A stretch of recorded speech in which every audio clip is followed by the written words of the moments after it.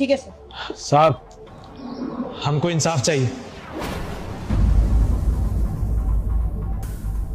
कैसा इंसाफ? और कौन हो तुम?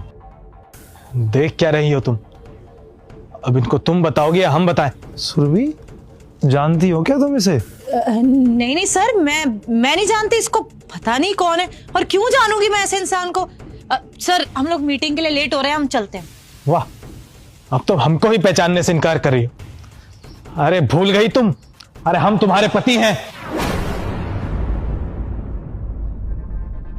ओ भाई, क्या बोल रहे हो तुम? थोड़ा सोच समझ के बोलो ना। पति? सारे एम्प्लॉय की इंफॉर्मेशन है मेरे पास। वो अनमैरिड है और तुम कुछ भी नहीं बोल सकते मेरे एम्प्लॉय को। और सुरभि, वो कैसे बोल रहा है तुम्हें कि वो तुम्हारा पति है? हाँ सर, मैं बिल्कुल सच बोल रही हूँ। मैं इसको नहीं जानती और पता नहीं क्यों बोल रहा है कि मैं इसकी बीवी हूँ। सर अगर मेरी शादी होती तो डॉक्यूमेंट्स में मैं डालती ना, और अपने ही पति को नहीं पहचानूंगी क्या मैं? सर देखिए, इसे कोई गांव का गवार लग रहा है मुझे। फालतू में बोल रहा है कि बीवी है, फालतू में चेप हो रहा है। हो सकता है इसकी बीवी मेरी तरह दिखती हो, इसे कुछ गलतफहमी हो रही है। बस देख, तू जा यहाँ से। अरे तुम बस करो।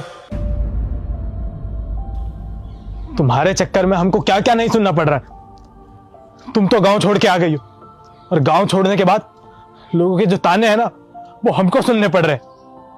हमने तुमको यहाँ पे शहर किस लिए भेजा था? पढ़ाई करने के लिए ना, पढ़ लिख के कुछ बनने के लिए। हमने सोचा था कि तुम पढ़ लिख लोगी तो हमारा नाम रोशन होगा, और तुम यहाँ पे हमको ही पहचानने से इनकार कर रही हो। तेरे को बोल दिया ना कि मैं तुझे नहीं जानती हूँ, तो क्यों चेप हो जा रहा है? अगर मैं तुझे जानती होती, तू मेरा पति होता तो पहचानती। मैं नहीं पहचान रही ना, तो तेरा मेरा कोई रिश्ता नहीं है। जहाँ यहाँ से हमारा टाइम वेस्ट करने की जरूरत नहीं है।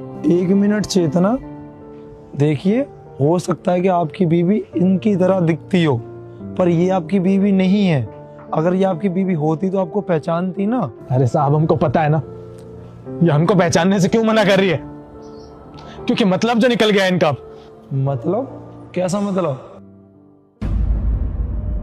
अरे साहब, जब हमारी इस लड़की से शादी हुई थी ना, इसने हमको अपने मन की सारी बातें बताई थी। इनने हमको बोला था कि मैं पढ़ना चाहती हूँ, लिखना चाहती हूँ, पढ़ लिख के कुछ करना चाहती हूँ। और इसके माँ बाप तो लगा नहीं रहे थे इसमें पैसा।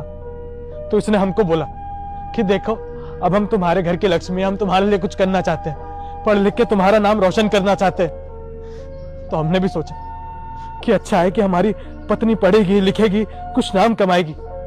हम तो कुछ कर नहीं पाए गांव में खेती के अलावा। अगर हमारी बीवी पढ़ लिख के कुछ कर जाती तो इससे तो हमारा ही नाम रोशन होगा ना। तो सब कुछ छोड़ छाड़ के, जितनी जमा पूंजी थी सब निछावर करके इनको